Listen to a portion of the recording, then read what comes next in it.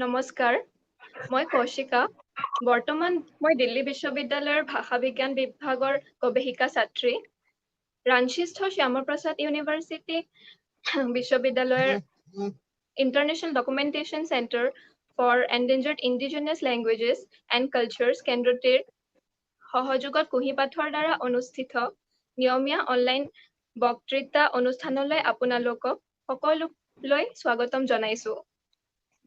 এই বক্তৃতা অনুষ্ঠানটোৰ আজি চতুৰ্থটো বক্তৃতা আৰু এই বক্তৃতাটোৰ বাবে আজি আমাৰ মাজত আছে অসমৰ অন্য এগৰাকী ভাষাবিদ, গৱেষক, অধ্যাপক তথা লিখক, তেজপুৰ বিশ্ববিদ্যালয়ৰ ইংৰাজী বিভাগৰ ডক্টৰ অৰূপ কুমাৰ নাথ ছাৰ। জৱাহৰলাল নেহৰু বিশ্ববিদ্যালয়ৰ পৰা ডক্টৰেট ডিগ্ৰী লাভ কৰা ডক্টৰ নাথ ছাৰে ইতিমধ্যে অসমীয়া আৰু অসমৰ আন ভাষাবোৰলৈ ভালেখিনি অৱদান আগবঢ়াইছে। আৰু সেয়া ৰাষ্ট্ৰীয় আৰু আন্তঃৰাষ্ট্ৰীয় কনফাৰেন্সত পাঠ কৰাৰ লগতে ৰাষ্ট্ৰীয় আৰু আন্তঃৰাষ্ট্ৰীয় খ্যাতিসম্পন্ন জাৰ্নেলত ইতিমধ্যে প্ৰকাশ পাইছে। ডক্টৰ নাথ ছাৰ গৱেষণা সূত্ৰে জাৰ্মানীস্থিত গৱেষণা প্ৰতিষ্ঠান মেক্স প্লেংক ইনষ্টিটিউটতো ডাড ফেলোশ্বিপৰ জৰিয়তে গৱেষণাৰ সুযোগ পাইছে। ইয়াৰ উপৰি অসমীয়াৰ লগতে আৰু আন ভাষাৰ বাতৰি কাকতত তেখেতে বিভিন্ন বিষয়ৰ প্ৰবন্ধ লিখি আহিছে। ছাৰে আজি এই বক্তৃতাৰ অনুষ্ঠানটোত অসমীয়া মৰ্ফলজি অৰ্থাৎ অসমীয়া ভাষাৰ ৰূপতত্ত্ব সম্পৰ্কে আলোচনা কৰিব। এইখিনিতে মই জনাই থলো যে আপোনালোকে যিকোনো প্ৰশ্ন থাকিলে ইংৰাজী বা অসমীয়াত কমেণ্ট বক্সৰ জৰিয়তে তেখেতক সুধিব পাৰিব আৰু সেয়া বক্তৃতাৰ শেষত আলোচনা কৰা হ'ব। গতিকে আৰু পলম নকৰাকৈ ডক্টৰ নাথ ছাৰক তেওঁৰ বক্তৃতা আগবঢ়াবলৈ অনুৰোধ জনালো। ছাৰ। নমস্কাৰ, ধন্যবাদ Kaushika. It is indeed a great privilege that you have invited me to deliver a lecture on this topic. I was in a great dilemma as to what language I am going to choose as the meta language. So before starting, let me make it a kind of disclaimer, because some of the students from Rajasthan University, they were also supposed to join, then some other places, and most of the students would be also from Assam. So I'll try to make it as a kind of bilingual presentation, both in Assamese and English. Maze maze Assamia to kom aru Ingraji to kothakini kom. So thank you very much, Kaushika and Saurav, for giving me this opportunity. And also I'd like to thank International Documentation Center for Endangered Indigenous Languages and Cultures of Dr. Syamaprasad Mukherjee University, Ranchi, for collaborating for this initiative. Okay, so today we'll be discussing Assamese morphology, Asamiya Rupotottva. So let me share my screen. One of you please tell me whether my screen is visible to you or not. Yes, sir, it is. It is. Okay, thank you so much. Okay, so the word morphology is known as Rupotottva in Assamese. Before that, let us try to understand what is morphology, morpheme, orthat Rupotottva ba roop ki. Morphology is the scientific study of word formation that all of us know.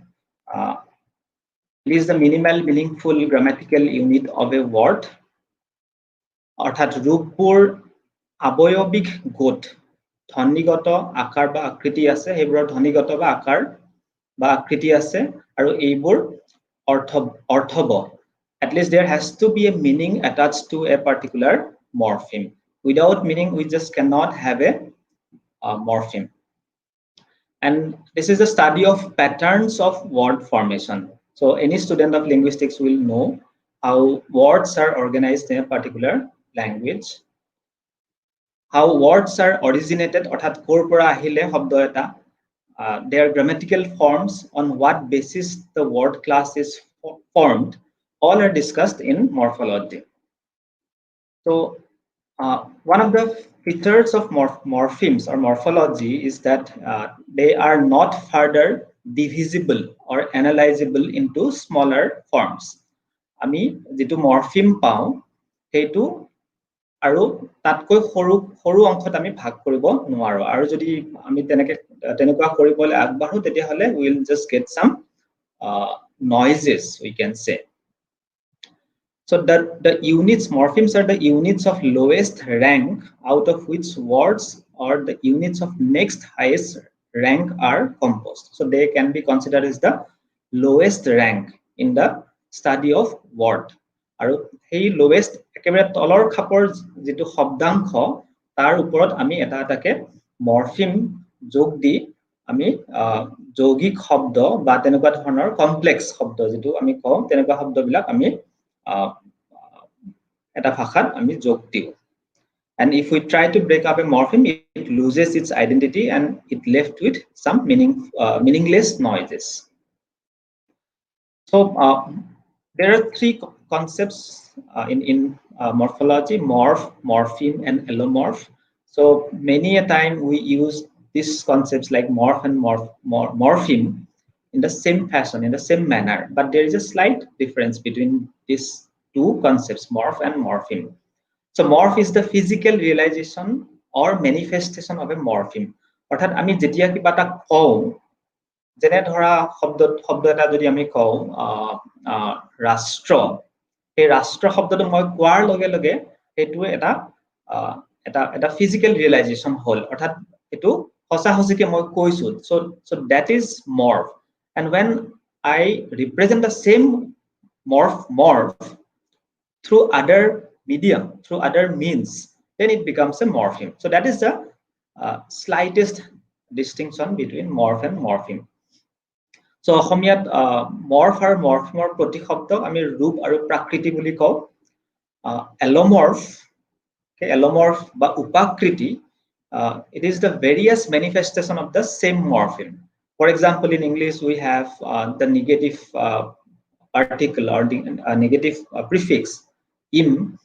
It has so many manifestations such as incapable, incoherent, illogical, impossible, irrelevant.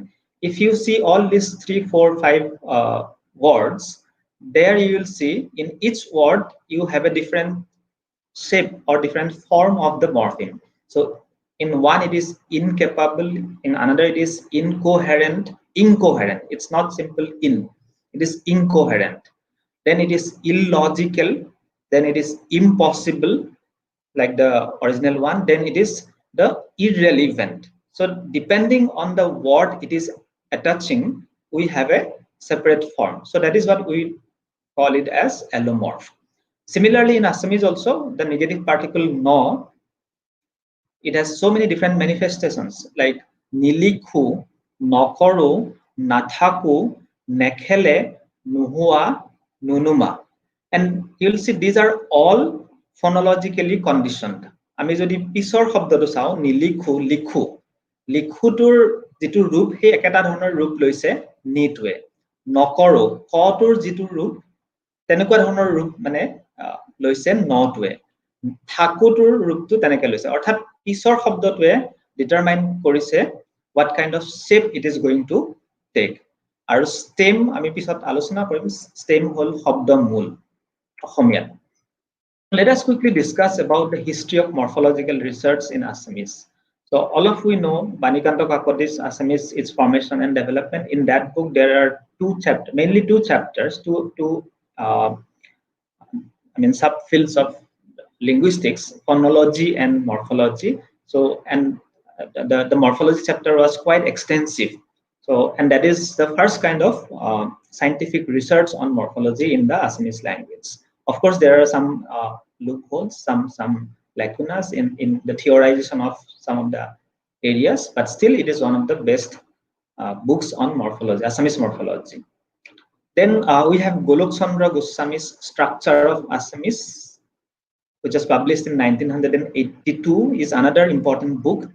There he has shown the shape of morphemes, roots in 7.22, similar to that of syllable structures such as C, CV, VC, CVC, CVV, etc. But here, my observation is that probably in his time, it was the kind of discourses available. এতিয়া হয়তো অকমান চিন্তাধাৰাবিলাক বেলেগ হৈছে syllable আৰু morpheme they are slightly uh, different from each other, not slightly, in fact different from each other.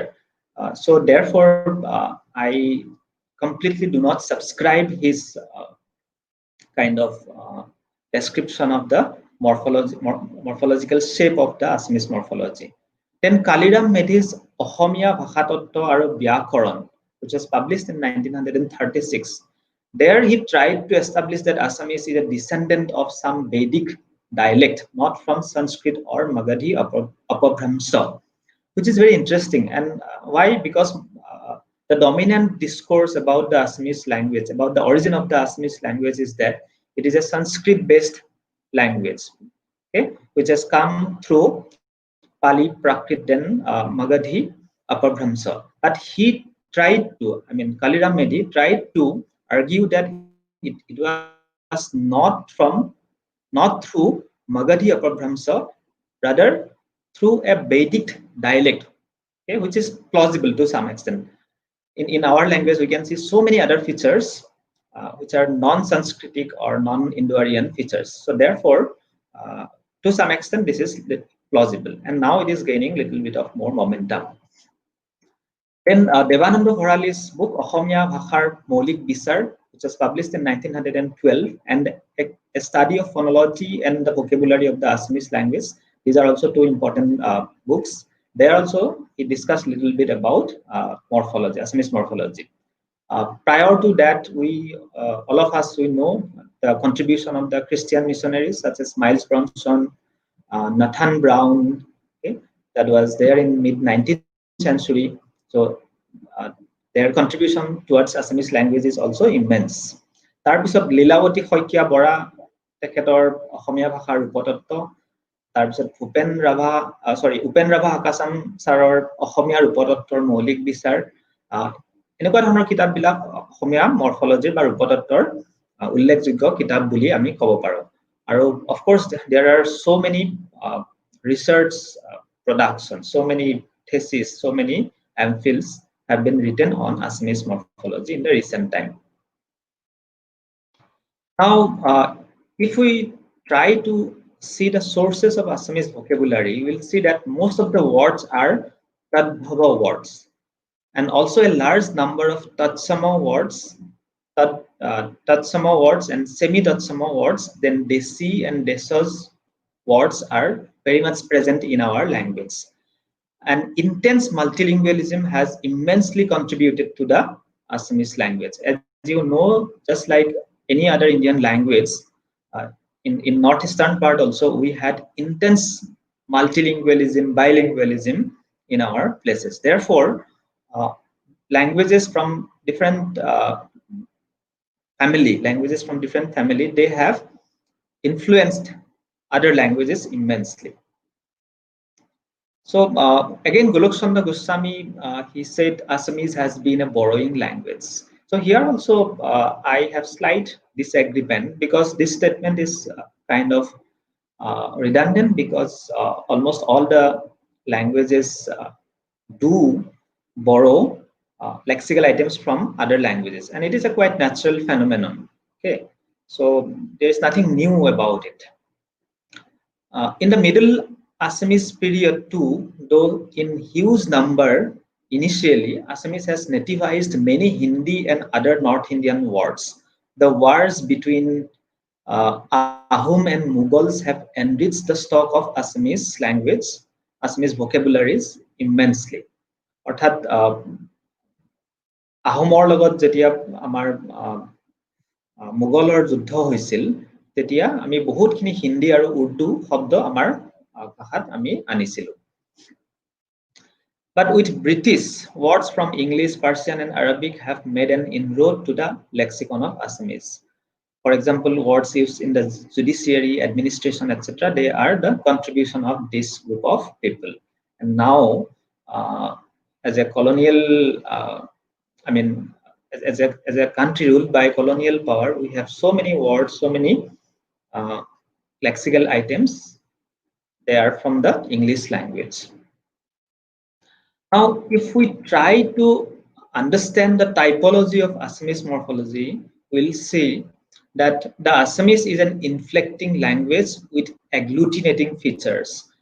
Other Indo-Aryan languages, they normally do not have many agglutinating features, but in Assamese, we have a lot of agglutinating features.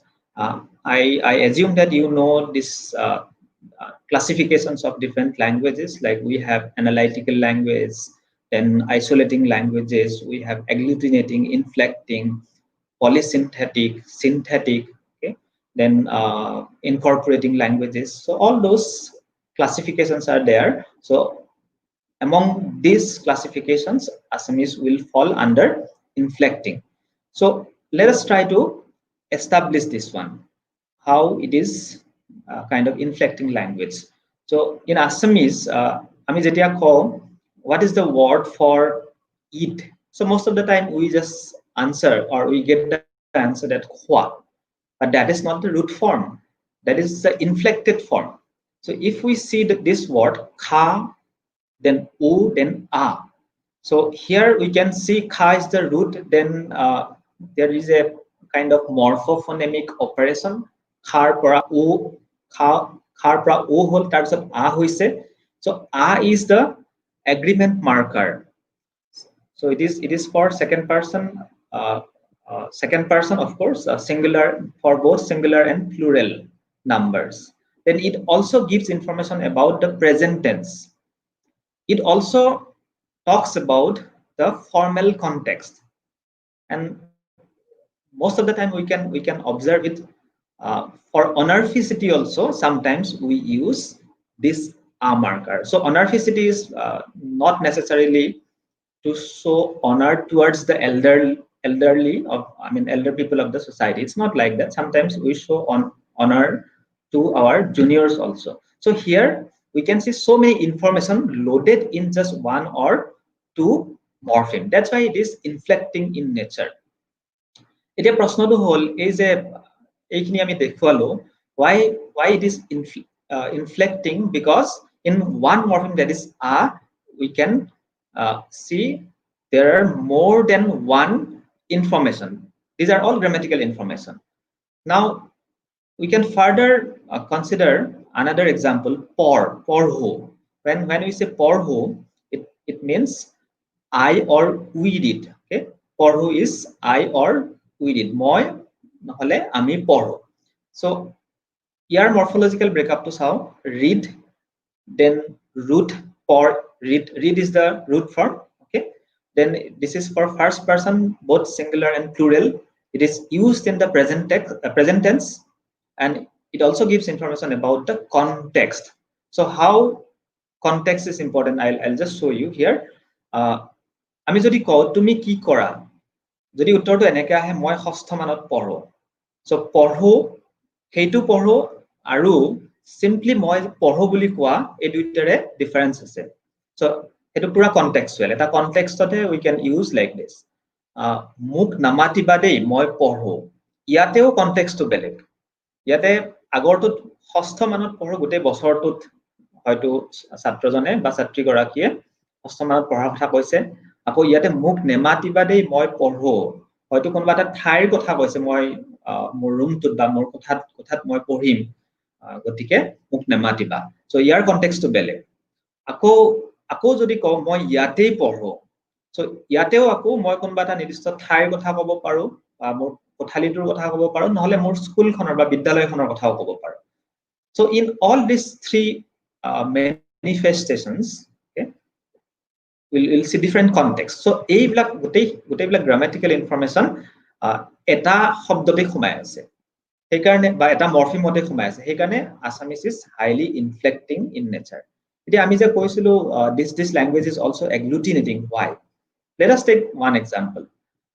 নাচনিয়াৰ শব্দটো, নাচনিয়াৰ, dancer, okay, নাচনিয়াৰ. Nas is dance, that is the root form, root যেটো ধাতু বুলি কয় অসমীয়াত, root form of the verb. Then on is the act of dance, the nason, the act of done.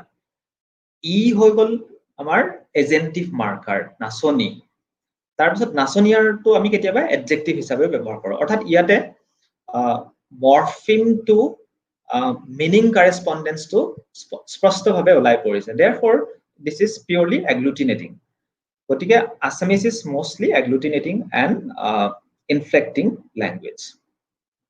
Now let us try to see the morphology of Assamese or modern Assamese. Morphemes are usually divided into two types. Any student of linguistics would know. Free morpheme in Assamese we call it as muktorup and bound morpheme bodhorup. The bound morphemes in Assamese are known as horgo ba protyoi. Okay, আমি অসমীয়াত এই bound morpheme যিবিলাক আছে সেইবিলাকক আমি horgo বা প্ৰত্যয় হিচাপে জানো. This is known as affix in English. সংস্কৃতত ধাতুৰ আগত যোগ হোৱা সৰ্গবোৰক আমি উপসৰ্গ হিচাপে জানো প্ৰিফিক্স আৰু প্ৰত্যয় শব্দই প্ৰত্যয় this is also Sanskrit word প্ৰত্যয় in the Sanskrit language in Hindi they also use the same word প্ৰত্যয় শব্দই ধাতু আৰু শব্দৰ পিছত যোগ হোৱা বদ্ধ ৰূপ suffix কৃত আৰু তদ্ধিতবোৰক বুজায় প্ৰত্যয়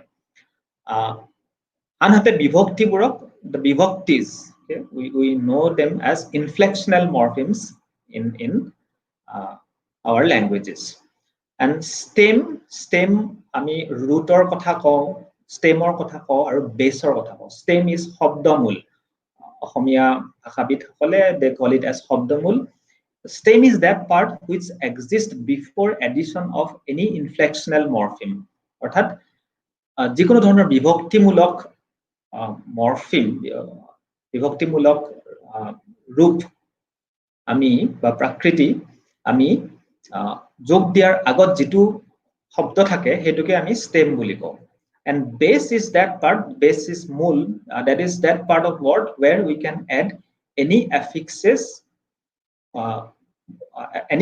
both positional and or we can say functional okay base hol hetu part jot ami jikono dhonor affixes ami যোগ দিব পাৰো so affixes যেটো মই ইয়াতে শব্দাংশ বুলি কৈছো in Assamese শব্দাংশ ৰূপ বুলিও কোৱা যায় বা প্ৰকৃতি বুলিও কৈছে কোনবা কিতাপত affixes in Assamese usually affixes are bound morphemes but again Golok Chandra Goswami says that in Assamese some affixes are independent. So again that I also did not understand this point properly because to qualify as an affix it has to be a bound morpheme okay so maybe he has some arguments in his favor under affixes we will have prefixes suffixes infixes and circumfixes in Assamese we have only prefixes and suffixes we do not have infixes nor circumfixes. So if we try to classify these affixes or horgo বা প্ৰত্যয় in Assamese we will see অৱস্থানগত that is the positional then কাৰ্যগত that means in terms of their functions so অৱস্থানগত we can have উপসৰ্গ prefixes and পৰসৰ্গ suffixes কাৰ্যগত শব্দ সাধনমূলক that means derivational and বিভক্তিমূলক that means inflectional. On the basis of their functions and positions, we will have this inflectional and derivational morphemes. And Assamese is basically a suffixal and prefixal language, but mostly we'll have suffixes. Okay, the number of suffixes is more than the prefixes in Assamese. And most of the prefixes are from Sanskrit origin, Sanskrit language. So pro, pora, upo, nir, adike dhori pray 20 ta man. Approximately 20 prefixes are there in Assamese. In the Tatsama words, we find almost all of them. Upabon, Nirmal, Prokot, Progot, এই ধৰণৰ শব্দবিলাকত আমি পাওঁ. There are also some prefixes which have non-Sanskrit origin, such as o, বা a, omat, বা akal, au, aumoron, ona, onatar, u, ulah. So এনেকুৱা ধৰণৰ কিছুমান prefixes আছে যিবিলাক সংস্কৃত মূলীয় নহয় There are also some borrowed prefixes which are quite popular among the Assamese speakers nowadays. For example, Be, Benami, Beiman, Ger Hazir, Karkhana, Karnama, Bod, Badnam. এইবিলাক উৰ্দু বা হিন্দীৰ পৰা আহিছে বদনাম বদমেজাজ okay bajjat okay borkhasto. So these are not Assamese prefixes nor Sanskrit based. Okay, these are all examples of derivational morphemes in the Assamese language. Now the question is, what is derivational morphemes? অসমীয়াত আমি কাক কম derivational morpheme বুলি? শব্দ সাধনমূলক বা বুৎপত্তিমূলক শব্দাংশ বা ৰূপক আমি derivational morpheme বুলি ক'ব পাৰো. So what is the function of the derivational morpheme? Derivational morphemes create new word, new lexeme in the open class of words. So this is again interesting, open class and closed class or function class or content class. So why we are using it as open class? Because I mean, if we remember our early days of language learning, any language learning, then we'll see that in those classes we were told there are different parts of speech. For example, in Assamese we have 5 parts of speech. In English we have 8 parts of speech. So depending on the structure and depending on the vocabulary of the language, there are different numbers of parts of speech, and it creates confusion. For example, in Tibeto-Burman languages, we will have just 1, 2 or 3 parts of speech. They do not have adjective class, but that does not mean that they do not have that quality, okay, or that particular function in their language. Hetu nohoy kothato. Aru hei karone hei confusion bilak dur koribor karone gotei bhashabilakor karone bhashabid bilake duta classor kotha koy, duta umbrella class. So you can say open class of words and closed class of words. Open class ot ami content word bilak thake aru closed class ot ami function class of words bilak pao. Now the question is, what do we mean by vocabulary? There are 2 concepts, vocabulary versus lexicon. Are they same or different? Asolete vocabulary buli kole ki bujo? Ami ketiaba pray শুনো যে কারবার vocabulary খুব strong, কারবার vocabulary খুব weak. In proper linguistics term, it is actually the knowledge of the word formation processes. I'll show you later on with some examples. Ami asolete amar brainot we actually keep the information about the roots, okay, in our brain, and we know the affixation processes. We know how inflectional morpheme can be added in that root, or we know how derivational morpheme can be added. So accordingly we expand our basis. So that is what we call it as vocabulary. Our lexicon to hol the mental lexicon. Amar brainot jitu dictionary thake heikhanoke ami lexicon buli kau. Aru yate ami linguistic creativity kotha kau and also creative writing or kotha kau. So these are again 2 different concepts. For example, linguistic creativity is like coining a new lexical item into the language. Aru creative writing ekebare notun literary genre eta সৃষ্টি কৰা, যেটা সৃষ্টিশীল সাহিত্য বুলি আমি কওঁ. For example, I can relate, I can remember one of the words in one of my articles, newspaper article.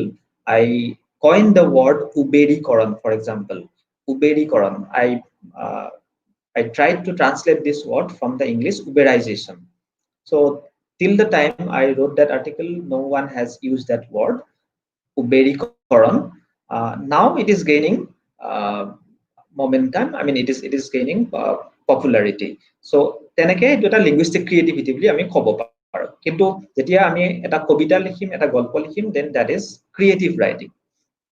So derivational morphemes, they help us in expanding the open class of words, not the function class of words. Aru eta kotha ami janibo lage je function class of words ot ami asolote notun shobdo add koribole iman hunkale noaro. It takes years to be, I mean, to have a new word in the function class of word. However, in open class, we can go on adding any number of lexical items. For example, till very recently, nobody knew what is SIM card, what is handset, what is mobile phone.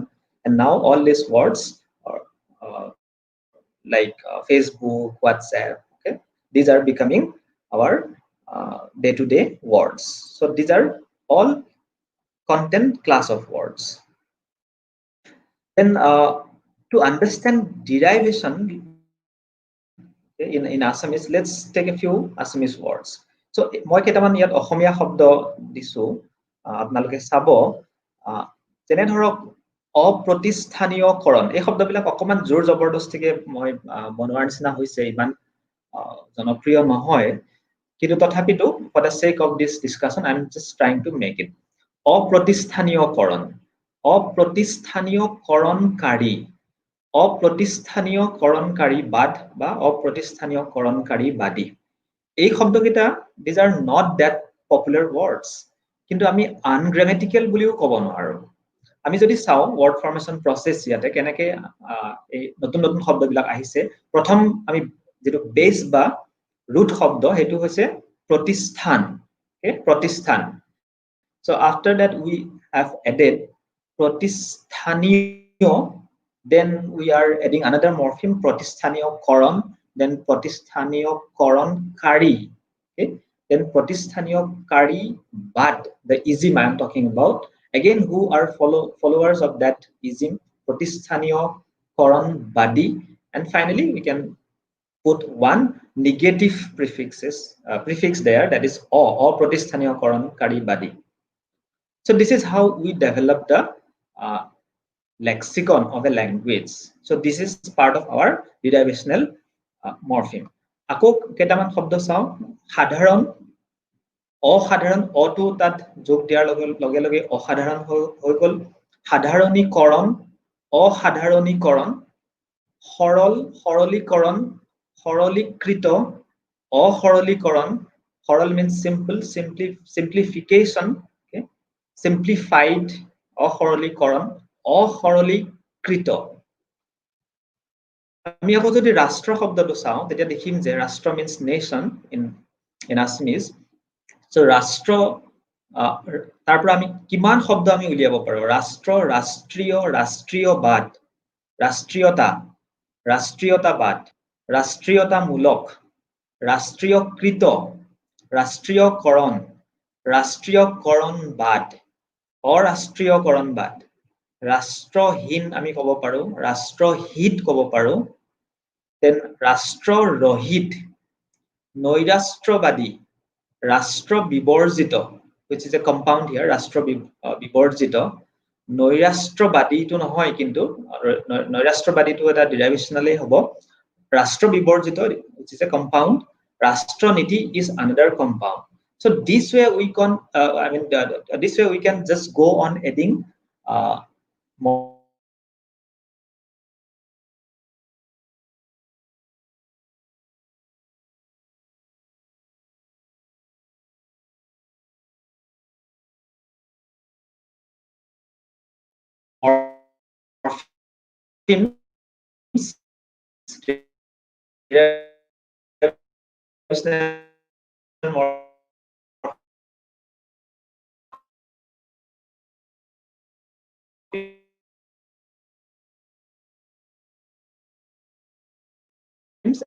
and we can get new lexical items in the language.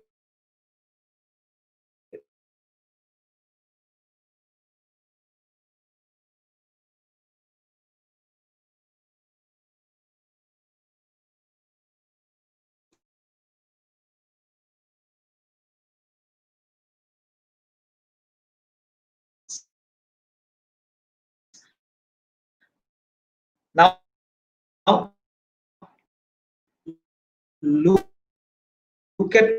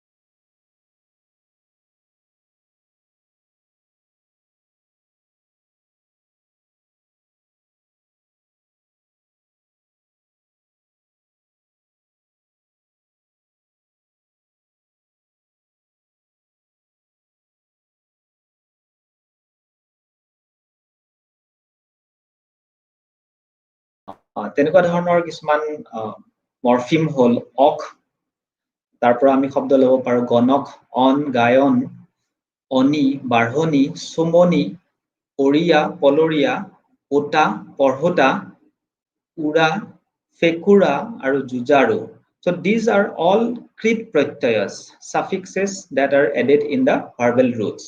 So there are quite a lot tadhit pratyayas, approximately more than 60 suffixes that are being added with the nouns and others. So krit pratyayas এইবিলাক আমি verbal ৰুটৰ লগত আমি যোগ দিওঁ আৰু তদ্ধিত প্ৰত্যয়স বিলাক আমি noun বা অন্যান্য word ক্লাছৰ লগত আমি যোগ দিওঁ যেনে ধৰক অনি ঘাহনি অৰি কালৰি ভালৰি অৰিয়া ভাৱৰীয়া অলিয়া কুমলীয়া ওয়াল বাটৰুৱাল উৱা বাটৰুৱা ঠিক তেনেকৈ আমি নাউন মেকিং কিছুমান মৰফিমো আছে যেনে অনি বুলনি কপনি লিখনি নাচুন কান্দুন adjective making মৰমিয়াল সহকি দৰঙিয়া লাগতিয়াল adverb making বেগাই ভিৰাই সঘনাই বহলাই এইবিলাক হল আমাৰ বিভিন্ন ধৰণৰ শব্দ যিবিলাক আমি ডিৰাইভেশনৰ জৰিয়তে আমি আনিছো another important morpheme type of morpheme in all the languages they are compounding so in Assamese also we have lots of compound form jibilakok ami songjukta ba yogik mishra shobda buliu ko when two free words come together free morpheme duitai ei khetrot then we have words like jolopot sur dokait guru gokhai hat dikhol then when simple and complex words come together apun petia phul kumolia hengul bulia hori kotia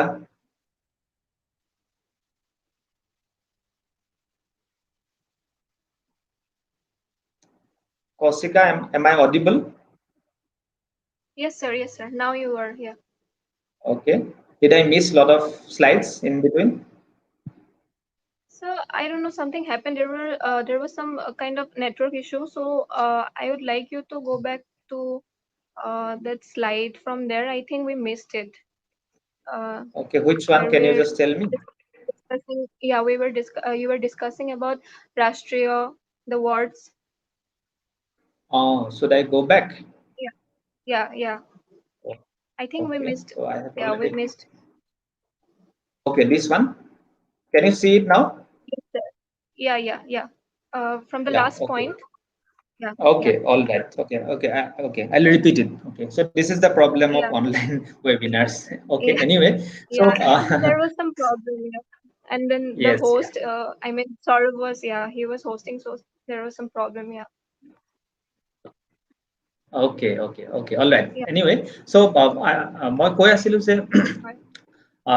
এই শব্দবিলাক ৰাষ্ট্ৰৰ পৰা আমি কিমানটা শব্দ আমি উলিয়াব পাৰো আমাৰ ভাষাত অসমীয়া ভাষাত ৰাষ্ট্ৰ ৰাষ্ট্ৰীয় ৰাষ্ট্ৰীয়বাদ ৰাষ্ট্ৰীয়তা ৰাষ্ট্ৰীয়তাবাদ ৰাষ্ট্ৰীয়তামূলক ৰাষ্ট্ৰীয়কৃত ৰাষ্ট্ৰীয়কৰণবাদ অৰাষ্ট্ৰীয়কৰণবাদ ৰাষ্ট্ৰহীন ৰাষ্ট্ৰহিত ৰাষ্ট্ৰৰহিত নৈৰাষ্ট্ৰবাদী ৰাষ্ট্ৰ বিবৰ্জিত যেটো এটা যৌগিক শব্দ ৰাষ্ট্ৰনীতি that is again another compound so the point I'm trying to make here is that from one root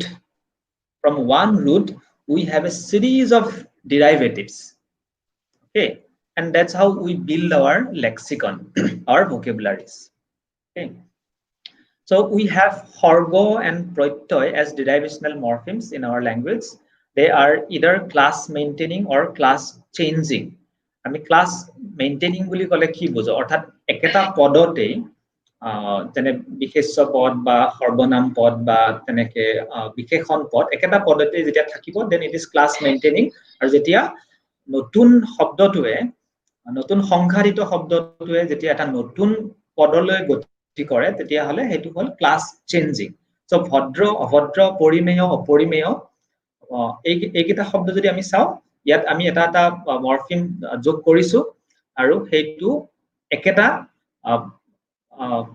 ক্লাছতে আছে ভদ্ৰ অভদ্ৰ দুইটাই এডজেক্টিভ পৰিমেয় অপৰিমেয় দুইটাই এডজেক্টিভ বন বননি কিন্তু দুইটাই নাউন ফুল ফুলনি দুইটাই নাউন নাহৰ নাহৰণি দুইটাই নাউন বিশেষ্য কৰ নকৰ দুইটাই ভাৰ্ব পৰ নপৰ দুইটাই ক্ৰিয়াপদ কৰণীয় অকৰণীয় আকৌ একেটাই ক্লাছ মাছ মাছুৱৈ দুইটাই নাউন ঘাট ঘাটুৱৈ দুইটাই নাউন so এইবিলাক ক্লাছ মেইনটেইনিং ক্লাছ চেঞ্জিং খা খাৱন শু শুৱন ধু ধুৱন পঢ় পঢ়ন পঢ়ন শুনন লেখ লিখনি গা গায়ক চা চাৱনি এতিয়া আমি যদি চাওঁ খা is the root form that is the verb and khawan is a noun ho is the root form khwan is a noun dhu is the verb and thwan is a noun so this way we can change the class of the word so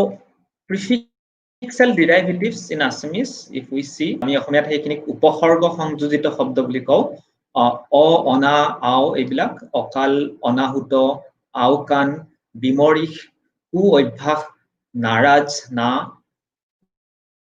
তাৰপিছত নি নিদাৰুণ বেআইন বেইমান সু সকৰুণ সুগঢ়ি সুগভীৰ বধ বজ্জাত যেটো আমাৰ সংস্কৃতমূলীয় নহয় বুলি আমি আগতে কৈছো কোনোবাই বজ্জাত বুলি কৈছে কোনোবাই বজ্জাত বুলি কৈছে বদ অভ্যাস এইবিলাক গোটেইবিলাক হল প্ৰিফিক্সেল ডেৰিভেটিভস অৰ্থাৎ এই ডেৰিভেশ্যনেল মৰফিমটো আমি তাত যোগ দিয়াৰ লগে লগে এইবিলাক নতুন নতুন শব্দ আমি পাওঁ ঠিক তেনেকৈ সাফিক্সেল ডেৰিভেটিভস ইন Assamese বিলাকক আমি পৰসৰ্গ সংখ্যাদিত শব্দ বুলি কওঁ যেনে ধৰক ডেৰিভেশ্যনেল মৰফিমস such as অক গণক অন গায়ন অনি বাঢ়নি সুমনি অৰিয়া পলৰিয়া ওটা পঢ়োটা ইয়াত আমি কজেটিভাইজাৰো পাওঁ উৰা ফেকুৰা জুজাৰু আৰু so these are all krit pratyas suffixes that are added in the verbal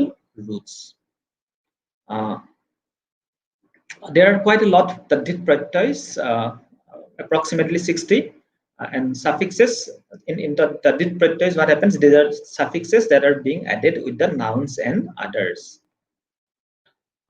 for example oni khahoni khah is the noun so it becomes khahoni ori kalori bhalori oria bhaoria olia kumolia ual batorual ua batorua ঠিক তেনেকৈ noun making আমি কিছুমান মৰফিম পাওঁ তাৰ কিছুমান ইতিমধ্যে আমি আলোচনা কৰিলো বুলনি কপনি লিখনি নাচন কান্দুন adjective makings morphemes such as মৰমিয়াল okay ইয়াল যেটো সহকি দৰঙিয়া দৰং ইয়া লাগতিয়াল সহকিটো সহকি তাৰপিছত দৰঙিয়া লাগতিয়াল এইবিলাক গোটেই এডজেক্টিভ কিছুমান আমাক দি দিছে এডভাৰ্ব বনাবলেও আমাক কিছুমান মৰফিম আমাৰ ভাষাত আছে যেনে বেগাই ভিৰাই সঘনাই বহলাই এইবিলাক হল these are all derivational morphemes another important aspect of Assamese morphology that is compounding যিবিলাকক আমি সংযুক্ত যৌগিক বা মিশ্ৰ শব্দ বুলিও কওঁ so when two free words come together that independent words so তেতিয়া আমি এক ধৰণৰ যৌগিক শব্দ পাওঁ যেনে জলপথ চোৰ ডকাইত গুৰু গোসাই হাত দীঘল and when simple and complex words come together তেতিয়াও আমি এক ধৰণৰ যৌগিক শব্দ পাওঁ আপোন পেটিয়া ফুল কুমলীয়া হেঙুল বুলিয়া খৰিকটীয়া then when inflected or conjugated words come together যেনে ঘুনে ধৰা খুন is root আৰু ধৰ is another root কিন্তু দুইটাতে আমি ইনফ্লেকশন পাইছো ঘুনে ধৰা ঠিক তেনেকৈ মৰা কটা হতাহতি মৰামৰি সো এইবিলাকো একোটা যৌগিক শব্দ half borrowed compound কেতিয়াবা full borrowed হৈ যায় যেনে ভোটাধিকাৰ food is the English word and অধিকাৰ is the Assamese word so head pandit head to ইংৰাজী pandit to আমি অসমীয়া নহয় বেলেগ এটা ভাষাৰ পৰা লোৱা শব্দ head master দুইটা ইংৰাজী শব্দ কিন্তু আমি এটো আকৌ যৌগিক শব্দ হিচাপে অসমীয়া ভাষাত ব্যৱহাৰ কৰিছো half ticket full shirt half চোলা এইবিলাক আকৌ বেলেগ বেলেগ ভাষাৰ পৰা আধা লৈছো তাৰপিছত আমাৰ নিজৰ কৰি লৈছো ঠিক তেনেকৈ derivatives and simple words একেলগ হৈ পেলেও যৌগিক শব্দ আমাৰ ভাষাত আহিছে যেনে ধৰক নেজাল ফেৰিঙতি মুহিনী বান সেইবিলাক হ'ল তেনেকুৱা ধৰণৰ ডেৰিভেটিভ নেজাল হৈছে ফেৰিঙতি মাল্টি ৱৰ্ড কম্পাউণ্ডছো আমি কেতিয়াবা পাওঁ অৰ্থাৎ দুটা শব্দ নহয় দুটাতকৈ বেছি শব্দ তাত আমাৰ দেখা যায় যেনে চল বল কৌশল মৰো জিউ হৌ অধিক তেনেকুৱা ধৰণৰ শব্দবিলাকো আমি অসমীয়া ভাষাত কম্পাউণ্ডিং অৰ্থাৎ সংযুক্ত শব্দ হিচাপে পাওঁ ৰিডুপ্লিকেশ্যন হ'ল আমাৰ ভাৰতীয় ভাষাবিলাকৰ এটা অন্যতম morphological process. So reduplication is a common areal features of Indian languages. আমি প্ৰায় দেখো যে আমাৰ ভাষাবিলাকত and also in Indian languages complete reduplication অৰ্থাৎ সম্পূৰ্ণ পুনৰুক্তি কৰি পেলে আমি এটা নতুন অৰ্থ লিয়াও যেনে জ্বৰ লাগিছে বমি লাগিছে কানে কানে বা মনে মনে জ্বৰ লাগিছে তো আমাৰ একেবাৰে জ্বৰ হৈ উঠা নাই কিন্তু জ্বৰ হৈছে বুলি ক'লে আমাৰ আমি জানো যে আমাৰ সম্পূৰ্ণকে জ্বৰ হৈছে কিন্তু জ্বৰ লাগিছে জ্বৰ হোৱাৰ আগৰ পৰ্যায়টোৰ কথা কৈছে বমি ভাব হৈছে অৰ্থাৎ ভমিটিং তো হোৱা নাই বমিটো হোৱা নাই কিন্তু তেনেকুৱা এটা ভাব হৈছে সো অৰ্থটো একেই নহয় অলপ বেলেগ ঠিক তেনেকৈ বিশেষণ adjectives লৈ পেলেও we can have reduplicated forms such as বেয়া টেঙা মিঠা pronouns also we used for reduplications ক'ত আছে কেনেকুৱা কথাবোৰ হৈ আছে বা যোন যদিও স্ট্যান্ডাৰ্ড অসমীয়াত নকয় কিন্তু যোন বিলা যোন বুলি প্ৰায়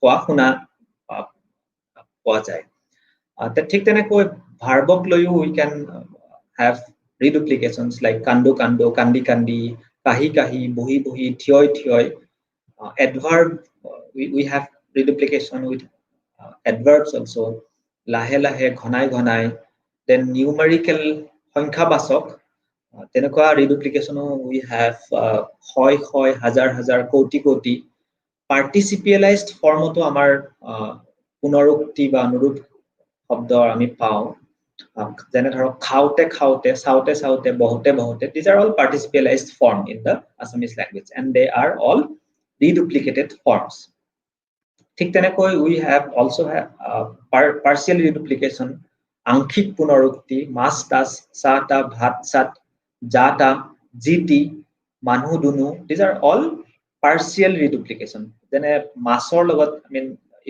if we try to find out the meaning of the word tas or ta in mas tas and sata you won't find any meanings but in reduplication they bring some kind of meaning expressive morphology that is another important type of reduplication in the recent time a lot of researchers are working on these areas so etu ki hoy when we try to have onomatopoetic word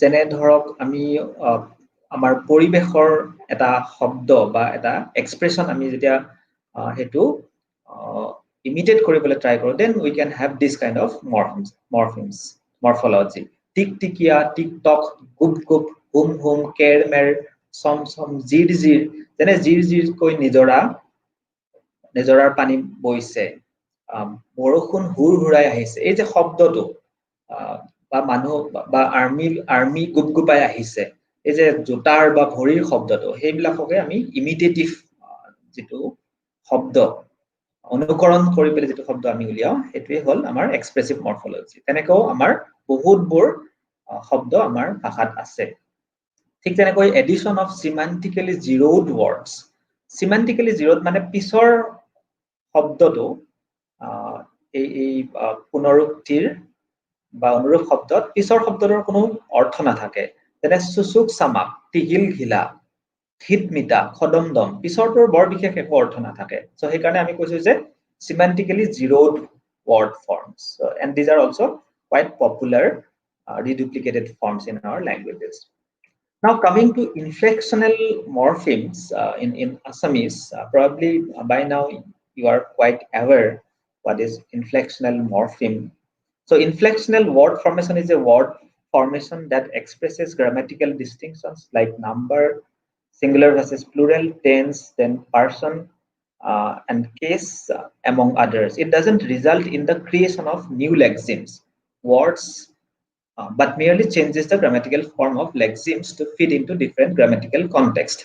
So আমি derivational morpheme কি দেখিলো তাত দেখিলো যে the moment you add a derivational morpheme in the base of a word or in the root, then you'll get a new word, new meaning altogether. But in inflectional morphemes, that doesn't happen. You add a new affix there, but it will simply change the grammatical function, no new meaning. Okay, that is what we call it as inflectional morphemes. In Assamese, we call it as karok basok vibhakti ba যিবিলাক বিভক্তিৰ কথা কওঁ, they are inflectional morphemes. So let us start with the case marker in Assamese, the case inflection. In Assamese, traditionally, when I say traditionally, I mean the Sanskritic tradition, the Sanskrit tradition, not Sanskritic, Sanskrit tradition. We have 6 cases. However, modern linguists or modern linguistics discuss more than that number. Some of the cases we are going to discuss now. Why we are going to discuss? Because they are important part of our inflectional system. তাৰ আগতে অন্য এটা বাক্য আমি ক'ব পাৰো, আমি যদি চাওঁ দেখিম যে তাৰ ঘনে ঘনে পানী লাগে ভাৰ্সেস তাক ঘনে ঘনে পানী লাগে। এই বাক্যটো গোলক চন্দ্ৰ গোস্বামীয়ে কৰবাত লিখিছিলে। এইটো একদম এটা আইকনিক সেন্টেন্স আমাৰ লিঙ্গুইস্ট বিলাকৰ কাৰণে, অসমীয়া লিঙ্গুইস্টিক্সৰ কাৰণে। তাৰ ঘনে ঘনে পানী লাগে আৰু তাক ঘনে ঘনে পানী লাগে। So if we see these 2 sentences, we will see তাৰ আৰু তাক এই দুটা শব্দতে অকনমান এটা বৰ্ণৰ তাৰতম্য হোৱাৰ কাৰণে গোটেই অৰ্থটোৱে সলনি হৈ গৈছে। তাৰ ঘনে ঘনে পানী লাগে মানে he feels I mean he gets sick. তাৰ ঘনে ঘনে পানী লাগে, okay, that cold and flu. আৰু তাক ঘনে ঘনে পানী লাগে, he needs water, he becomes thirsty very frequently. So এই এটা মাত্ৰ মৰফিমৰ কাৰণে আমি ইমান অৰ্থৰ প্ৰভেদ আমি দেখিবলৈ পাওঁ।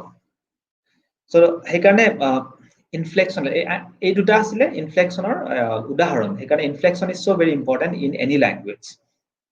So আমি আমাৰ ভাষাত অসমীয়া ভাষাত we have nominative and agentive, যেটো আমি কৰ্তা কাৰক বুলি কওঁ।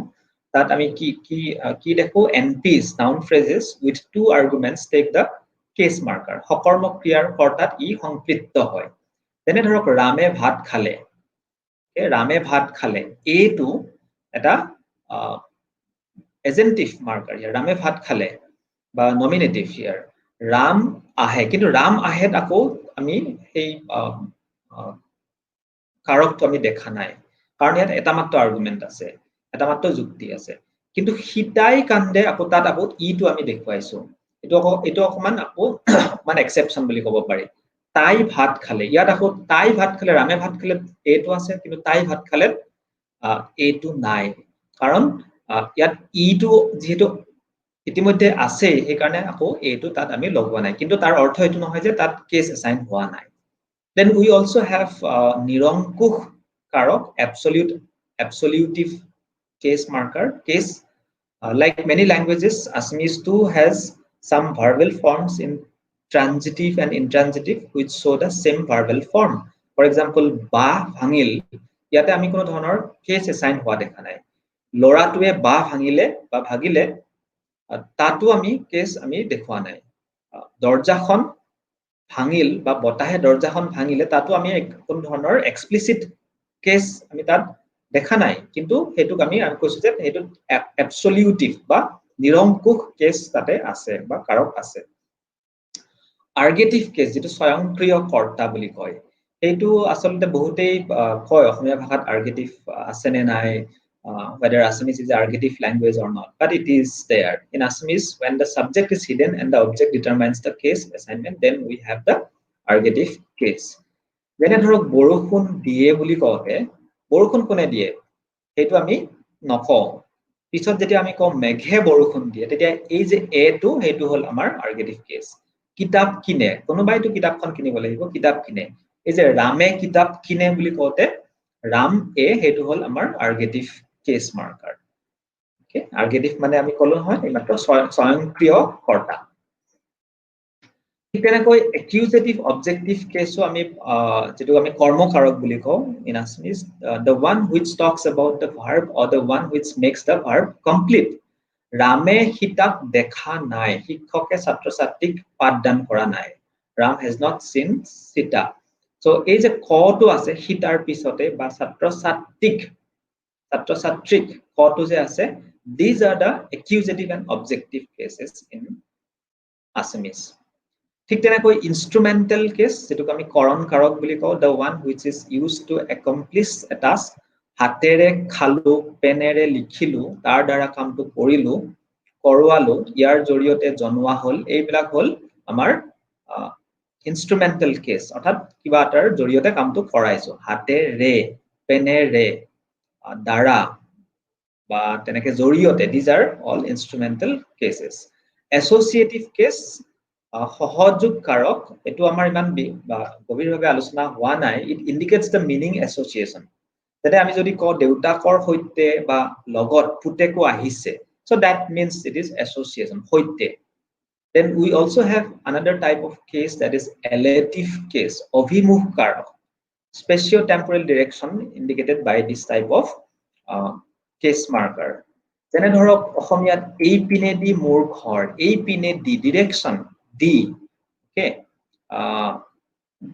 নদীৰ বুকুৱেদি নাওখন গৈ আছে নদীৰ বুকুৱেদি আৰু এই পিনে দি এই দুটা এক ধৰণৰ অভিমুখ অৰ্থাৎ direction এটা দেখুৱাইছে so that is also kind of case marker in our language dative case almost everybody knows সম্প্ৰদান কাৰক this case gives the information about source goal recipient মই তোমালৈ চকলেট আনিছো এই যে লৈটো তুমি তালৈকে নেযাবা তালৈকে তাৰ তাইলৈ বৰ মৰম লৈ বা মই গুৱাহাটী গৈ আছো this is something very important মই গুৱাহাটী গৈ আছো most of the time we keep hearing especially the young speakers of the language তেওঁলোকে কয় যে মই গুৱাহাটী গৈ আছো মই তেজপুৰ গৈ আছো এই লৈটো তেওঁলোকে নিদিয়ে তাৰ অৰ্থ এটো নহয় যে loy doesn't occur there it is implicit but this group of speakers that tend to drop it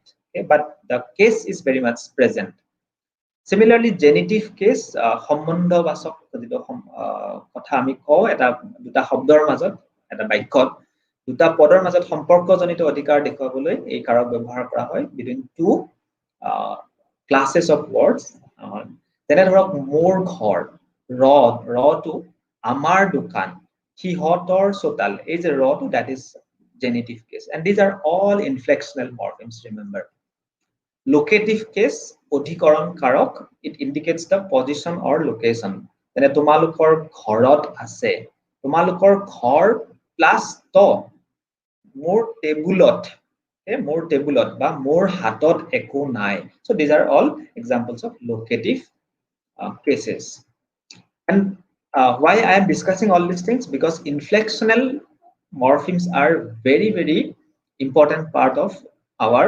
morphological patterning and without them especially the cases without the case markers case morphemes we just cannot complete a sentence we cannot have a meaningful sentence in any language now let's talk about suppletion যেটুক আমি অসমীয়াত ভিন্ন ৰূপ বুলি ক'ব পাৰো and syncretism টুক অসমীয়াত খুব সম্ভৱ সম উচ্চাৰণাত্মক বিভক্তি বুলি ক'ব পাৰি সগে after case assignment most of the pronominal forms undergo certain morphophonemic changes যেনে মই টু আমি যেতিয়া কেস টু তাত দি দিও তেতিয়া আমি দেখিম যে মই becomes মুখ এটোটো মইক হৈ না যায় বা মোৰ হৈ যায় মইৰ হৈ না যায় মোলৈ হৈ যায় মইলৈ হৈ না যায় মুঠ হৈ যায় মইত হৈ না যায় আমি আমাক হৈ যায় আমিক হৈ না যায় আমাৰ হৈ যায় আমিৰ হৈ না যায় আমালৈ বা আমিলৈ হৈ না যায় সো ইয়াতে কিছুমান মৰফোফোনেমিক চেঞ্জেস হৈ যায় আমি দেখি সেই কাৰণে আমি বেলেগ ৰূপ পাও সেই কাৰণে আমি এইবিলাকক ভিন্ন ৰূপ যেটো আমি সাবক্লেটিভ মৰফিম বুলি কওঁ তুমিটো যেনেকে তোমাক হৈ যায় তোমাৰ হৈ যায় তোমালৈ হৈ যায় বা ঠিক তেনেকে হি টু this is very important হি যেটো phonological shape এইটোৰ লগত পিছৰ ফালৰ ৰূপ যিটা আহে তাৰ লগত অকনো মিল নাই যেনে হি becomes তাক তাৰ তালৈ it's not he বা হিক বা হিলৈ তেনেকুৱা নহয় গোটেইটা সলনি হৈ যায় apunitu thik teneke hoy jay so when we have this kind of situation phenomenon in a language we call it as suppletion now what is syncretism syncretism is homo uchcharanatmok vibhakti ami dutaman udaharon lole gom pam eketa the same morpheme same inflectional morpheme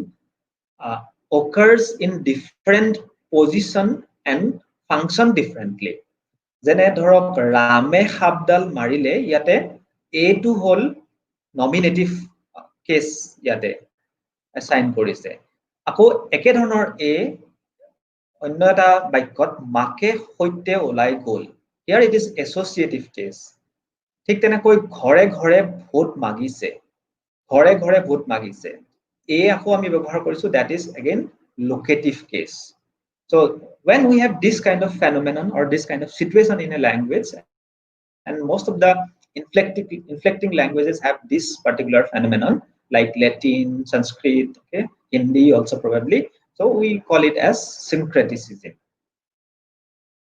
ঠিক তেনেকৈ নাম্বাৰৰ ক্ষেত্ৰতো আমি inflectional morpheme ami pau the number system in Assamese is complicated like English in Sanskrit we have three number system singular dual and plural but in Assamese we have two numbers tene moi ami mahot tumalok tumi ambor kitabor bostu bilak pani bor eneke ami pluralize kor we make it plural interestingly ami jodi sao ei ohomia number system so there is no uniformity so bibhinno khetrot beleg ami plural marker dekho korbat ami pani korbat bor koiso korbat bilak koiso korbat hihot koiso korbat mokha koiso enekwa dhৰণৰ bibhinno dhৰণৰ amar শব্দ বা মৰফিম আছে যেবিলাক আমি ইনফ্লেকশনাল মৰফিম বুলি কব পাৰো এইটো আসলে কি হৈছে why it is happening in the languages like Assamese we have lots of definitive and indefinitive affixes যেটো আমি অসমীয়াত নিৰ্দিষ্টতা বাচক আৰু অনিৰ্দিষ্টতা বাচক প্ৰত্যয় বা সৰ্গ বুলি কওঁ and this is in linguistics we call it as classifiers okay? and which is quite unique features for the Assamese morphology among all the Indo-Aryan languages and this is essentially because of this reason we do not have articles I mean ingrazit article dekho noy a and d but in Assamese we do not have articles why because we have the presence of so many classifiers similarly ami bilak jitu ami shobdo ei je bilak jitu plural morpheme heitu also that one also that has not I mean that has supposedly come from the Khasi word bilai which means in great numbers bun bilai mane in Khasi in large number so amar ohomia bhakhar loke bilak to etia to ami sobe ব্যবহাৰ কৰো etu kenekoi ahil Orunodoi probably in 1946 এই প্ৰথম বাৰৰ বাবে এই বিলাকটো তেওঁলোকে ব্যৱহাৰ কৰিছিল আৰু পিছলৈকে ই মান্যতা লাভ কৰিছিল কিন্তু এতিয়া আমি ভাবো যে এটো এটা অসমীয়া প্লুৰেল মাৰ্কাৰ বুলি ভাবো এতিয়া কথাটো হল আমাৰ ৰেগুলাৰ বা কেৱৰে আমি সততে ব্যৱহাৰ কৰা প্লুৰেল মাৰ্কাৰ কোনটো হ'ব if we make a frequency test or a kind of graded hierarchy of productivity then we will find that bor and bilak bor aru bilak will be at the top in this hierarchy list hence these two plural markers can be called regular plural markers but considering the proximity and affixal nature I would argue that bor will be at the top okay bor would be used by almost all the people in almost all the context of course tar ako kisman restriction thakibo kintu ohomia bhashatottor jibila kitab ase teoloke kintu ei kotha to koa nai teoloke gutei bilakoke plural marker hisabe তেওঁলোকে দেখুৱাইছে কিন্তু মোৰ মতে বৰ আৰু বিলাক these are two most widely used regular plural markers in the Assamese language. Now coming to tense inflection, বহুতে জানে যে ভাষাবিলাকত টেন্সৰ সংখ্যাটো কিছুমান দুটা থাকে, কাল কিছুমানত দুটা থাকে, কিছুমানত তিনিটা থাকে। ইংৰাজীত যেনেকে আমাৰ মাত্ৰ দুটা টেন্স থাকে, কাৰণ future tense is not marked properly in the English language, but in Assamese we have three clear-cut distinct tenses, and most of the verbal roots in Assamese are of tatsama, tadbhava, and semi-tatsama, and of course indigenous or local words. And the present tense in the Assamese language is usually unmarked, so we do not have any particular morpheme to denote present tense in Assamese. The past and future tense are morphologically marked. Past আৰু future tense are morphologically marked. আৰু মোৰ বেছি slide নাই, মই একদম শেষৰ ফালে পাইছো আহি, মই বেছি সময় নলওঁ আৰু আমি যদি এই টেন্সৰ কথাটো চাওঁ, টেন্সৰ মানে অসমীয়া ভাষাত ভাৰ্বৰ যিটো ৰূপ, ক্ৰিয়াৰ যিটো ৰূপ, ক্ৰিয়া ৰূপ, সেইটো যদি চাওঁ আমি তেতিয়া দেখিম যে দুটামান উদাহৰণৰ সৈতে আমি চাওঁ, মই আমি খাওঁ, তুমি তোমালোকে খোৱা, তুমি তোমালোকে খোৱা. So kha is the root, then u, there is a kind of morphophonemic changes. We can see here তোমালোকে খোৱা, আৰু সিহঁতে খায়, খা plus অ, so মই ব্ৰেকেটত ই লিখিছিলো কিন্তু আচলতে এইটো ইয়েই হয়, কিন্তু আমাৰ কনভেনচনৰ কাৰণে we just write it as yo. So আমি খাই আছো, আমি যদি এইটো গ্লসিং কৰো, most of the time I have seen, especially the students of linguistics at the early stage, while glossing, they make a lot of mistakes, they commit a lot of mistakes. So it's a verbal morphology, এইটোৰ যিটো গ্লসিং, যিটো তাৰ অৰ্থ বা অৰ্থটো যেনেকুৱাকে দেখুৱাব লাগে, সেইটো কেতিয়াবা শুদ্ধ নহয়, কাৰণ আমি একদম মডাৰ্ণ লিংগুইষ্টিক্সৰ মতে আমি সেইবিলাক একোটা সৰু সৰু মৰফিমত ভগাব লাগে।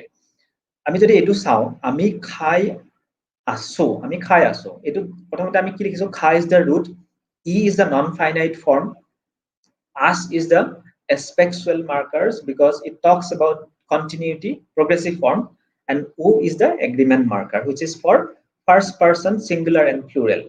ঠিক তেনেকে মই আমি খাইছিলো, আমি যদি আকৌ ইয়াতে চাওঁ খাইছিলো, তাৰ মৰফলজিক্যাল ব্ৰেকআপটো এনেকুৱা হ'ব, খা is the root, then is again aspectual, then il is past tense marker, আৰু o টো হ'ল আমাৰ এগ্ৰিমেন্ট মাৰ্কাৰ। অসমীয়াত আমি যেটো যদি কওঁ ধাতু দশা, যেটো এসপেক্ট, কাল আৰু পুৰুষবাচক মৰফিম, পুৰুষবাচক প্ৰাকৃতি।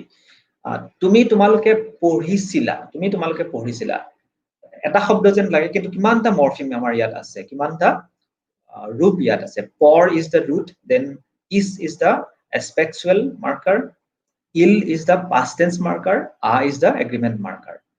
সিহঁতে খেলি আছিল, খেল is the root, e is again non-finite form, as is aspectual, il is past tense form.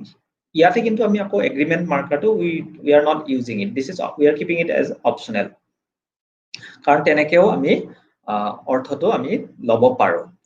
তোমালোকে খেলিবা, তোমালোকে খেলিবা, so এইটো future tenseৰ কথা যদি কওঁ, ভৱিষ্যৎ কালৰ কথা যদি কওঁ, আমি দেখিম যে play, খেল is the root form, play, then non-finite e, bo is the future marker, and a is the agreement marker.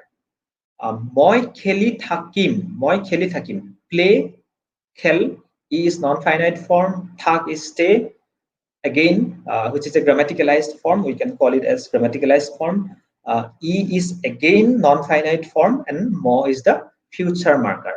So ইয়াৰ পৰা আমি দেখো যে past tense আৰু future tense, they are beautifully marked in the Assamese language. That's why Assamese has three very distinct tenses.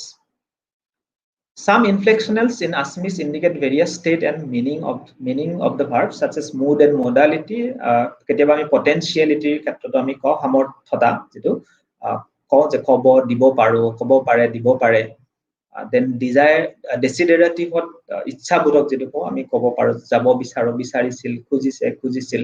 Again এগিটা আকৌ আমি brake up কৰি দেখাব পাৰো, morphological break up. Then inceptive বা বাধ্যবাধকতা, যাব লাগে, দিব লাগে, ক'বলগীয়া হ'ল, তেনেকুৱা ধৰণৰ ক্ষেত্ৰত যেটো অব্লিগেশ্যন যেটো কওঁ আমি। মুডৰ ক্ষেত্ৰতো আমি ব্যৱহাৰ কৰো, কৰাটো বিচাৰো, হোৱাটো বিচাৰো, উচিত আছিল, উচিত হ'ব।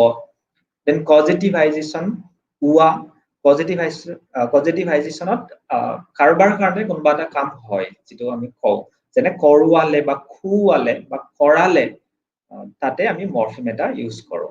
সো এইটো causativization to কাৰোবাৰ মতে derivational morpheme বুলি কয়, কিন্তু in my opinion it should be considered as an inflectional morpheme because it purely functions as functions as a grammatical function. Another important point which we should discuss is the productivity of morphemes. আসলে productivity, উৎপাদনশীলতা মানেনো কি মৰফলজিত? ই হৈছে শব্দ গঠন প্ৰক্ৰিয়াৰ এনে এটা পৰিঘটনা যে নতুন শব্দ গঠনত কোনো শব্দ গঠন প্ৰক্ৰিয়া বা কোনো এটা সৰ্গ প্ৰত্যয় কিমান সঘনাই ব্যৱহৃত বা নিয়োজিত হৈছে সেয়া নিৰূপণ কৰা। অৰ্থাৎ how productive a particular morpheme is. On the basis of their frequencies, on the basis of their uses, we can actually measure the productivity. So usually the inflectional morphemes are more productive. So this is kind of general observation. Then the derivational morphemes, considering their universality and cognitive acceptability. So what is this cognitive acceptability? So যেতিয়া আমি নতুন শব্দ এটা আমি কৰবাত এটা ভাষা এটা যেতিয়া আমি দিও বা আনো, তেতিয়া তাৰ লগত প্ৰথমতে কোনবিলাক আমি ৰূপ বা প্ৰাকৃতি বা বিভক্তি আমি ব্যৱহাৰ কৰিম। যেতিয়া আমি বিভক্তি বিলাক অতি সততে আমি ব্যৱহাৰ কৰিব পাৰো, then we can call it that the inflectional morpheme has no issues in adopting or adapting that particular word. So therefore it is cognitive, it is called as cognitive acceptability. যেনে আমি যদি মই কৰবাত পাইছো, মোৰ ছাত্ৰ ছাত্ৰী বিলাকে জানিব, যেনে tag শব্দটো, tag is a borrowed word. Nowadays in social network everybody uses the word tag. So আমি যদি কওঁ, কোনবা এদিন মোক ক'লে যে টেগাইছে, অসমীয়াত কৈছে যে টেগাইছে, tag is the English word and টেগাইছে, the second part, tag I say, that part is in Assamese. So inflectional morpheme কেটা immediately, without any restriction, they just accept it. So that is what we call it as cognitive acceptability.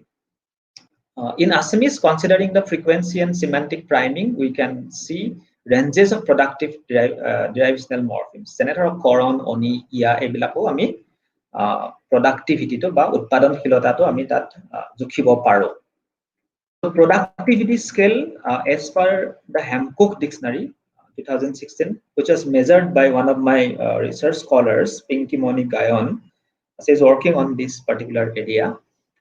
She said that she just informed me that the prefixes e, ia, on, oni, ebilak, in order of productivity we can actually arrange. So e is very high productive. Ia, e mane e to ami jene শব্দত লব পাৰো অৰিনি, ৰোগী, ইয়া, অহিয়া. These are all suffixes, okay, not prefixes, suffixes, পৰসৰ্গ.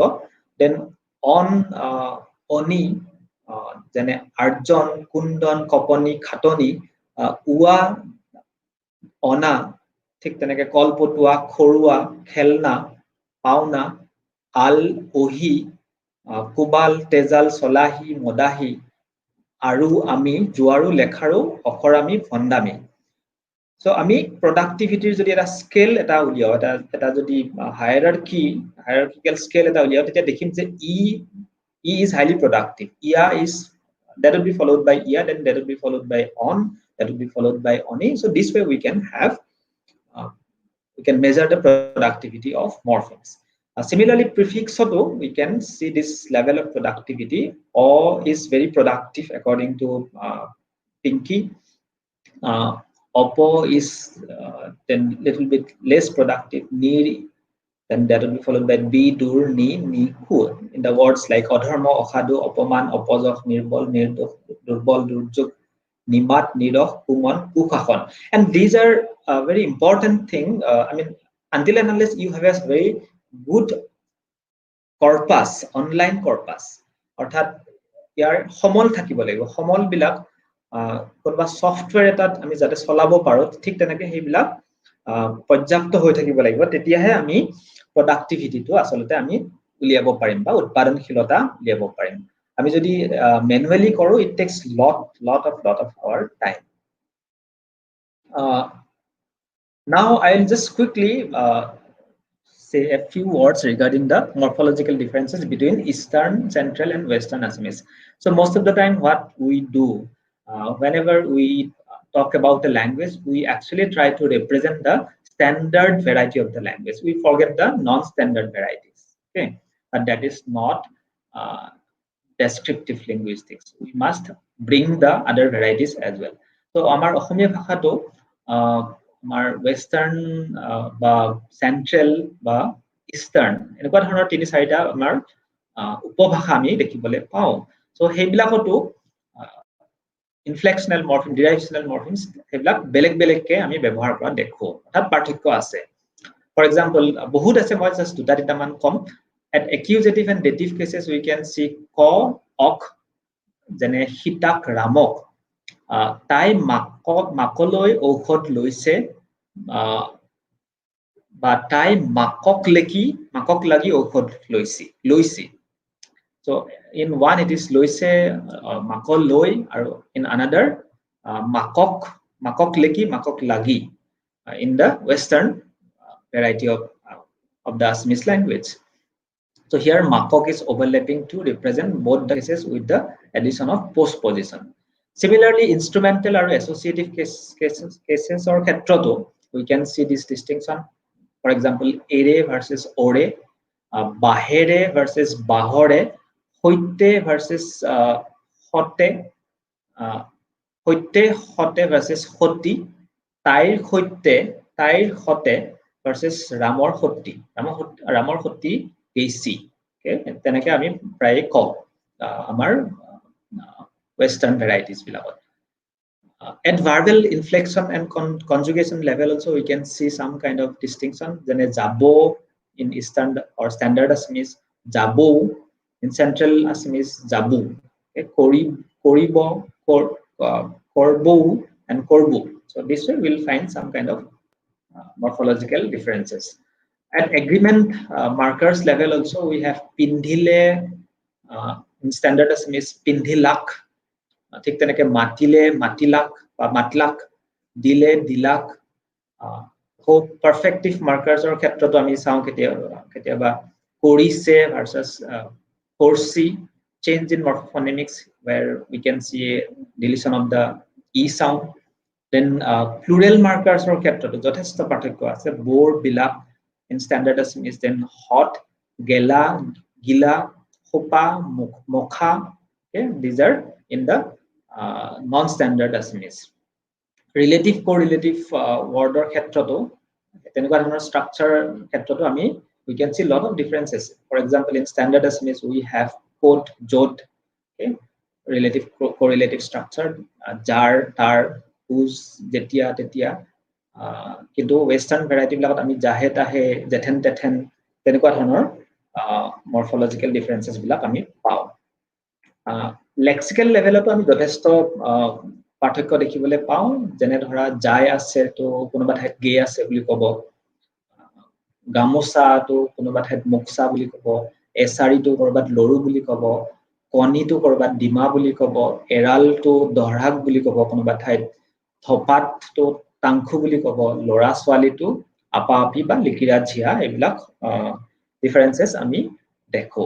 So এনেকে আমি মৰফলজিৰ ক্ষেত্ৰত যথেষ্ট পাৰ্থক্য দেখো, কিন্তু আমি স্ট্যান্ডাৰ্ড অসমীয়াত হেতুকে আমি অসমীয়া হিচাপে আমি দেখুৱাও। So this is all about I wanted to share with you people. Uh, Again, this is not complete. There are so many other areas I could not discuss due to the paucity of time. Gender markings আমি আলোচনা নকৰিলো, nominalization আমি details আলোচনা কৰা নাই, kinship formation, quantifiers, adjectives, adverb, antonyms, synonyms, word formation processes, okay, such as blending, acronym, এইবিলাক গোটেইবিলাক অসমীয়া ভাষাত আছে। back formation, neologism, classifier system, এইবিলাক খুব ডাঙৰ ডাঙৰ একটা বিষয় গৱেষণাৰ, কিন্তু এইবিলাক আজিৰ এই প্ৰেজেন্টেশনত আমি নানিলো সময়ৰ অভাৱৰ বাবে। So to conclude, I would just say Assamese is highly inflectional as well as lots of agglutinating features are there in the Assamese language. Therefore, the structure is not that neat and linear. I am talking about the morphological structure. It is not that neat and linear. And the Tibeto-Burman, Austric, and Thai-Karai group of languages have immensely enriched this language. We have, especially the lexical stock, we have so many words from these languages, and now they are very much part of our Assamese language. So with this, I conclude. These are my references, not many in fact. Thank you so much, and thank you once again, Saurav, Kausika, and the Shyama Prasad Mukherjee University of Ranchi for giving me this opportunity. Thank you so much. Over to you, Kausika. Thank you, sir. Thank you for such an insightful talk. Now, I would like to pick some questions from the chat box asked by our Sure. participants. Yeah. So the first question is, why people uses a loan word sometime as a verb and sometime as a noun? Okay. Okay. Sometime is a verb and sometime is a noun. Okay. I Sometime think as a that's noun, quite. yeah. I think that's quite natural, quite normal. That yeah, I mean, when we borrow a particular word, we do not borrow it as verb or noun. Okay. And initially, probably it is as a noun. Then later on, we simply nativize it and we make it more and more popular. So then loan word becomes the borrowing in the language, and once it becomes a borrowing or borrowed form, then probably we can use it as verb also. That's not a problem. Yes, sir. Yeah. Yeah. So the next question is, uh, you mentioned that according to Goswami sir, some affixes Yeah. are not attached to words. Did he give any Okay. examples? If yes, what is your opinion regarding the examples? Yeah, that's what. Yeah, I did not get enough time to find out the examples from his book. I just read it somewhere. Uh, I don't know from. I mean, under what consideration he said that affixes can become an independent word. Okay, it can uh, stand alone. But normally, the definition of affixation, it says that it has to be attached to a base or root. Okay, independently it cannot occur. If it is independent, then it has to be a free morpheme. Okay, I'll try to find out examples for this definitely. Yeah. So yeah, sir.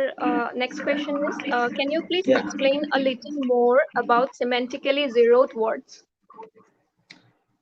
Semantically zeroed means uh, see in morphology there is no occurrence. Okay, there is no such morpheme which does not have any meaning. It has to have a kind of meaning. যেনে ধৰক অসমীয়াত আমি যে কলো সুচুক চামাক কৈ বুলি, I think that is with reference to that particular structure. সুচুক চামাক কৈ, চামাকটোৰ আচলতে আমি কি অৰ্থ উলিয়াম? আমাৰ ডিকচনাৰীত খুব সম্ভৱ তাৰ একো অৰ্থ নোলাব। সেইকাৰণে মই কৈছো যে semantically zeroed, just to attach a particular meaning. So I am adding this meaning, that semantically zeroed. তাৰ বাহ্যিক কোনো মিনিং নাথাকে, কোনো অৰ্থ নাথাকে, but it is very much part of the structure. Without that, you cannot have the complete reduplication. So I am just adding one meaning. Jene amar zero morpheme thake nohoy, zero morpheme moto ami keteba dekho etia zero morpheme tur meaning ekho nai, kintu we are attributing a meaning that is zero morpheme, zero. So that is the thing I just wanted to add. Yeah. So one last question. Yeah.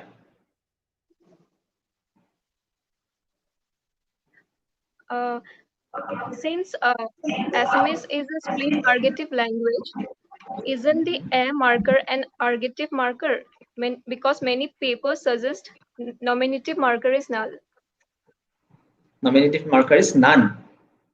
Null. Null. Yeah. Nil. None. Yes, yes, yeah, yeah. Null. Yeah. Yes, yes, yeah, yeah. Yes, yeah. That is true. Yeah.